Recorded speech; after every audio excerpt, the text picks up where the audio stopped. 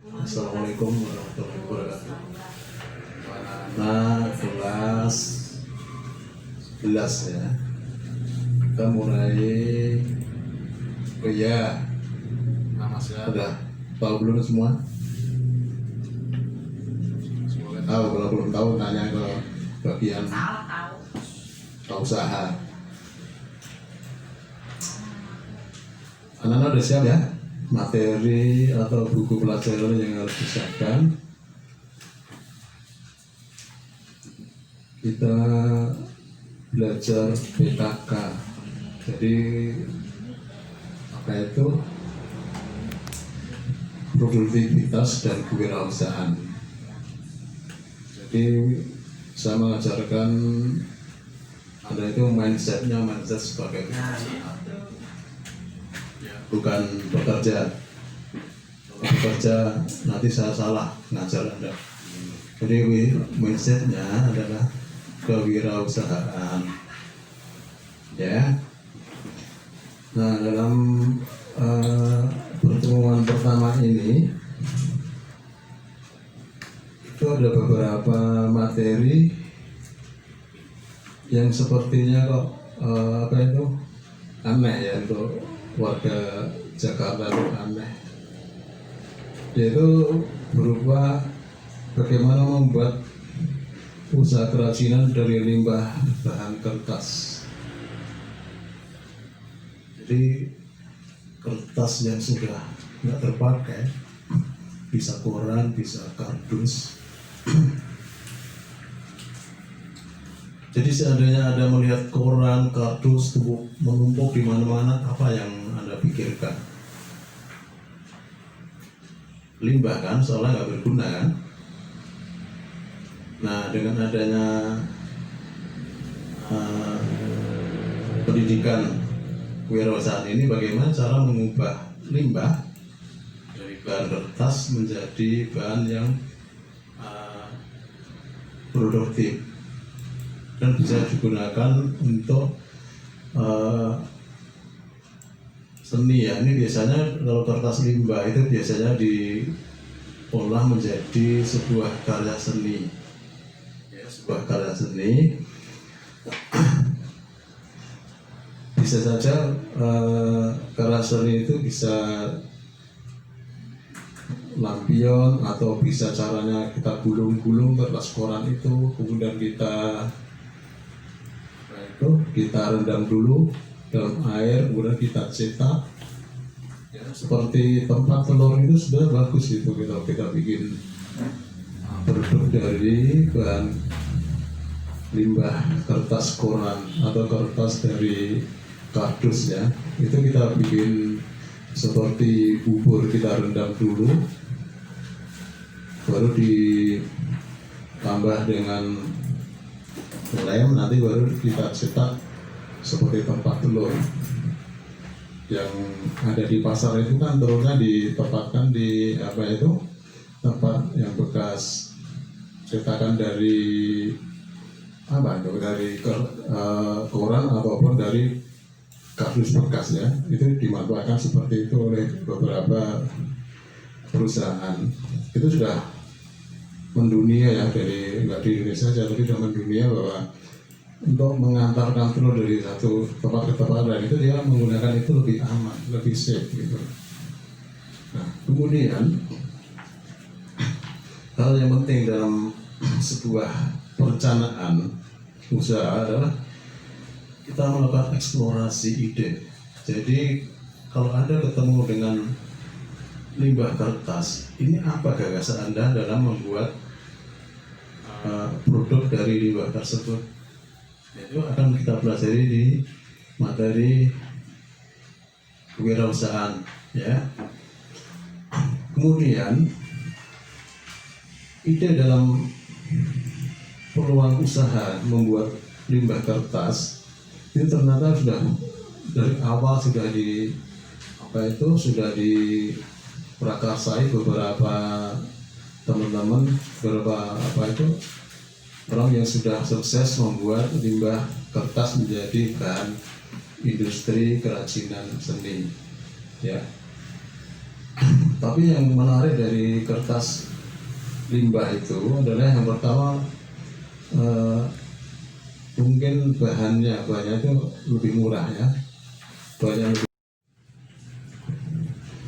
Mungkin nanti kita membuat produk dari bahan kertas itu nggak harus sama dengan buku, karena kalau mau membuat sama dengan buku nanti sekolah lain juga sama, nah nanti peluang pasar kita nanti jadi sempit ya. Maka nanti kita buat yang lebih kreatif lagi, yang lebih bisa diterima masyarakat secara umum. Jadi nggak harus nggak harus sesuai dengan buku atau hanya diterima oleh komunitas pecinta lingkungan atau pecinta bahan bekas, tapi gimana caranya kita membuat produk limbah itu dengan segmen pasar ataupun cakupan pasar yang lebih luas lagi ya. Nah, dalam membuat limbah kertas itu yang pertama memang harus kita eksplorasi ide kita ya. Ide yang pertama adalah bahan baku kertas melimpah. Kemudian ide Anda apa yang berbeda dari yang sudah ada? Kita buat yang berbeda dari yang sudah ada. Jangan sama, kalau sama nanti Anda bikin baru, nanti orang pada bosan kok seperti ini lagi gitu ya. Jadi ada yang lebih berbeda dan unik ya. Yang pertama adalah ide dan peluang usaha. Kita memang harus jeli melihat pasar ya, peluang usaha apa yang bisa dijual ke pasaran dari kerajinan limbah bahan kertas. Yang kedua adalah penyusunan rencana usaha. Nah, ide kreatif diperlukan untuk membuat perencanaan usaha kerajinan dan bahan limbah kertas. Jadi perlu dipertimbangkan peluang usaha ya, kemudian ketersediaan sumber daya. Sumber daya ini bisa sumber daya bahannya, kemudian sumber daya manusianya, orang yang bekerja, dan pemasarannya. Jadi kerajinan kertas yang sudah umum dijual di pasaran adalah memang benda-benda yang sederhana ya, seperti Anda lihat di halaman 5 itu ada bunga ya, dari bunga kertas, kemudian dari bingkai foto, bingkai jam, kemudian miniatur sebuah peristiwa. Nanti kita buka yang beda dengan yang sudah ada ya. Memang kita dituntut untuk lebih kreatif lagi. Kemudian biasanya hasil industri limbah kertas itu tidak tahan lama ya, tidak tahan lama. Maka tidak bisa kita menaruh di suatu, misalnya di suatu toko dengan sistem tunggu waktu ya. Misalkan begitu laku baru dibayar, itu kan lama jadinya. Maka nanti kita usahakan dengan sistem online market ya, online market. Kemudian pada halaman 6 coba Anda lihat, itu ada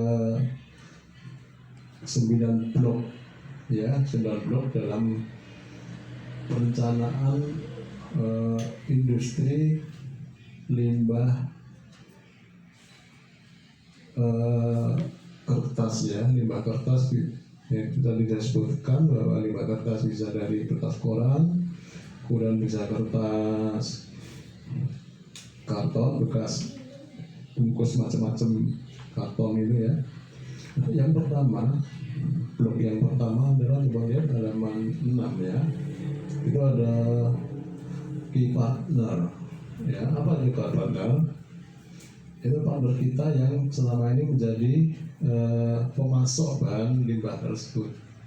Seperti siapa contohnya? Bisa pemulung, kemudian buang sampah, bisa dari perkantoran ataupun percetakan. Itu kan biasanya banyak kalau percetakan banyak potong-potongan kertas yang mungkin nggak terpakai ya. Nah itu bisa kita manfaatkan, bisa kita beli dan sebagai partner kita, sebagai penyedia bahan baku ya. Kemudian yang kedua adalah activity. Jadi membuat kerajinan dari limbah itu kan perlu aktivitas. Apa sudah direncanakan, kita kerjakan, ya kita olah sesuai dengan eksplorasi ide kita, ya itu memang harus ada aktivitas dalam suatu usaha itu.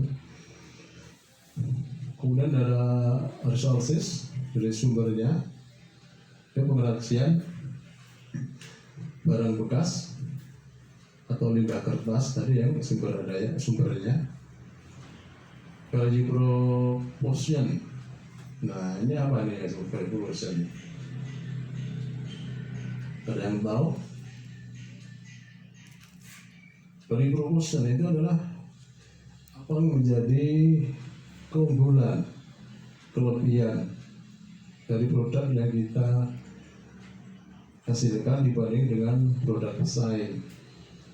Ya, ini harus kita waspadai sebab para pesaing itu juga yang sudah eksis, yang sudah ada dalam market, dalam pasaran, dia nggak mau tergeser dengan produk Anda yang baru. Ya, itu harus diperhatikan. Kita harus jeli melihatnya seperti apa. Ya, apakah kita sama seperti itu? Kemudian Anda banting harga, kan nggak mungkin, atau mungkin lebih Anda naikkan harganya dengan sistem strategi harga ya. Maka kita harus jadi melihat itu yang disebut dengan value proposition. Jadi harus bisa melihat secara jenis, secara cermat apa yang jadi kelebihan dan keunggulan dari produk kita. Kemudian yang berikutnya adalah customer relationship. Apa itu customer relationship? Tidak lain adalah hubungan yang baik dengan konsumen, dengan pelanggan. Ya. Jadi kata kuncinya adalah hubungan yang baik dengan pelanggan. Agar apa? Dengan pelanggan kita hubungan baik, agar pelanggan itu tidak pindah membeli produk dari orang lain. Bisa saja kita tiap semester atau tiap tahun memberi reward atau penghargaan pada konsumen atau pada pembeli yang memang pembelinya lebih banyak dari yang lain, karena dia sudah sebagai distributor dari produk kita. Dan channel, nah channel sama relationship itu memang hampir mirip ya.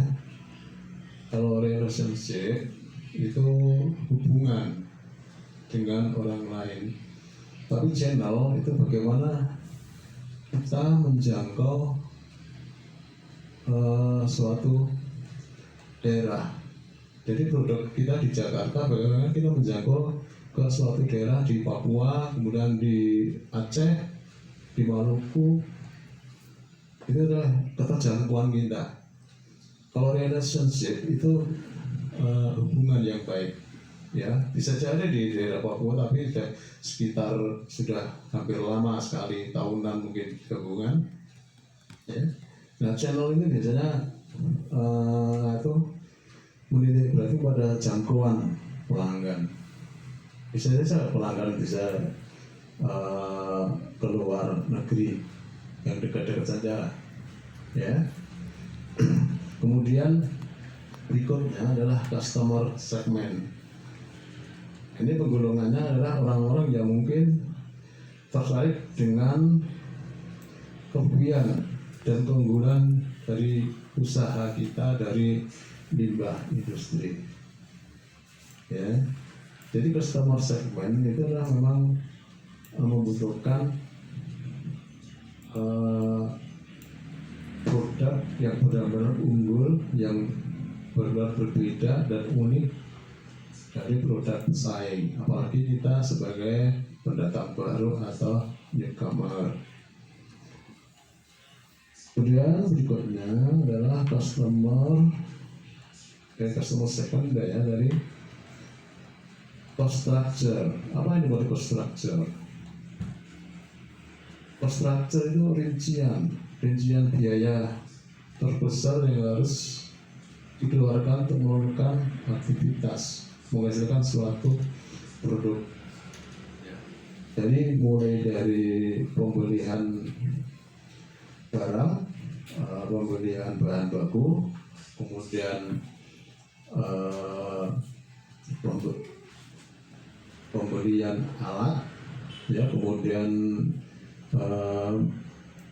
biaya orang yang kerja, apakah harian atau mingguan atau bulanan, itu kita perhitungkan dalam cost structure, susunan ataupun rincian biaya-biaya yang harus kita keluarkan tiap hari, tiap minggu, atau mungkin tiap bulan, ya. Dan ini nanti kita akan pelajari pada satu accountingnya, ya, bagaimana kita menghitung nilai impas atau break even point, baik itu break even point berupa keuangannya maupun break even point berupa barangnya, ya. Nanti kita pelajari lebih lanjut. Kemudian berikutnya adalah revenue model. Apa itu revenue model? Adalah cara untuk menghasilkan keuntungan dari yang atas tadi, ya, yang dari proportion dari keunggulan dari produk itu. Bagaimana cara menghasilkan keuntungan dari produk-produk kita yang unggul ataupun berbeda dengan produk pesaing.